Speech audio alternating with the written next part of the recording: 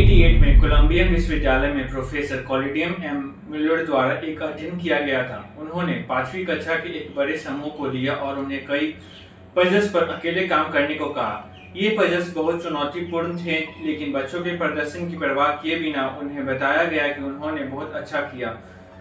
वे अधिकांश अन्य बच्चों से बेहतर हैं। इसके बाद इन छात्रों के आधे हिस्से को बताया गया कि उन्होंने अच्छा स्कोर इसलिए किया क्योंकि उन्होंने मेहनत की, जबकि दूसरे आधे हिस्से को बताया गया कि यह सब इसलिए हुआ क्योंकि वो स्मार्ट और प्रतिभाशाली हैं।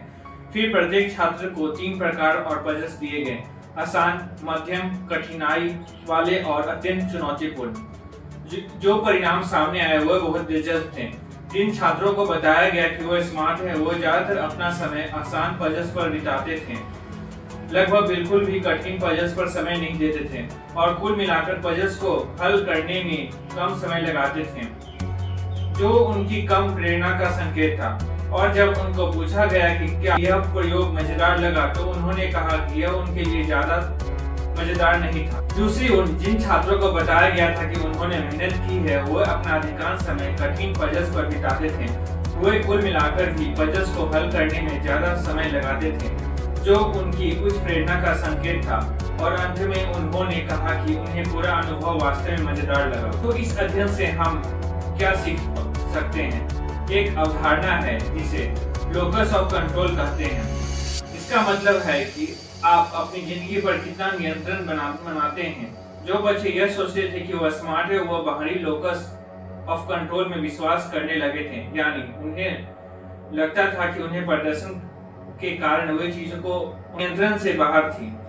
वहीं दूसरी ओर जिन बच्चों को बताया गया था कि उन्होंने मेहनत की, वह आंतरिक लोकस ऑफ कंट्रोल में विश्वास करने लगे, यानी वे मानते थे कि उनके प्रयास और मेहनत उनके परिणाम निर्धारित किए। ऐसे अध्ययन बार बार यह दिखाते हैं कि आंतरिक लोकस ऑफ कंट्रोल होना ही लगातार प्रेरित करने की पूंजी है।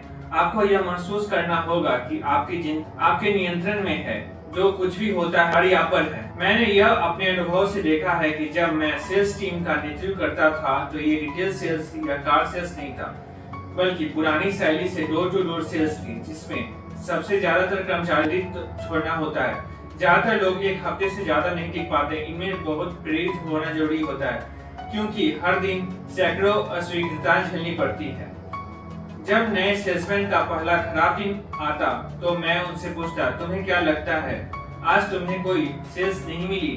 अगर वह मौसम वीकेंड होता तो मोहलत खराब होता जैसी बाहरी कारण बताते, मैं तुरंत जान जाता कि वो ज्यादातर दिनों तक नहीं टिकेंगे, क्योंकि उनका लोकस ऑफ कंट्रोल बाहरी था। वे सोचते थे कि उनकी असफलता उनके नियंत्रण से बाहर कारण है, इसलिए वे कम मेहनत करते थे और अंत में असफल हो जाते थे। जब आपको लगता है कि आपकी कोशिश व्यर्थ है क्योंकि दुनिया आपके खिलाफ है, तो आप कोशिश करना बंद कर देते हैं। यह बाहरी लोकस ऑफ कंट्रोल का अभिशाप है। तो हम आंतरिक लोकस ऑफ कंट्रोल कैसे बनाएं ताकि हम हमेशा प्रेरित महसूस करें? सबसे अच्छा तरीका है अपनी जिंदगी की समस्याओं को खुद हल करना और फिर सराहना करना, या अपने प्रयासों से संभव हुआ। उदाहरण के लिए, अगर आपको सोने में समस्या होती है, तो आप कुछ शोध करते हैं, पता लगाते हैं कि सबसे ज्यादा धूप लेना, केवल बिस्तर पर सोना और फोन पर ब्लू लाइट फिल्टर लगाना आपकी नींद बेहतर नहीं कर सकता है। जब आप ये सब करते हैं तो पाते हैं कि नींद 15 मिनट जल्दी हो गई, तो आपको खुद से कहना होगा, वाह, यह मेरी कोशिशों की वजह से हुआ। बस इतना ही। इस तरह अपने आप विश्वास बनाएं। अपनी जिंदगी आपके नियंत्रण में, यानी आपके पास आंतरिक लोकस ऑफ कंट्रोल, और वे सभी कभी भी प्रेरणा से कमी परेशान नहीं होंगे। आशा करता हूँ इस वीडियो से आपके कॉन्फिडेंस में वृद्धि मिलेगी और अपने जीवन पर आप स्वयं नियंत्रित कर पाएंगे। I hope you like this video. अगर आपको हमारी वीडियो पसंद आते हैं, हमारे कंटेंट पसंद आते हैं, तो हमारे चैनल को सब्सक्राइब करें। Thanks for watching.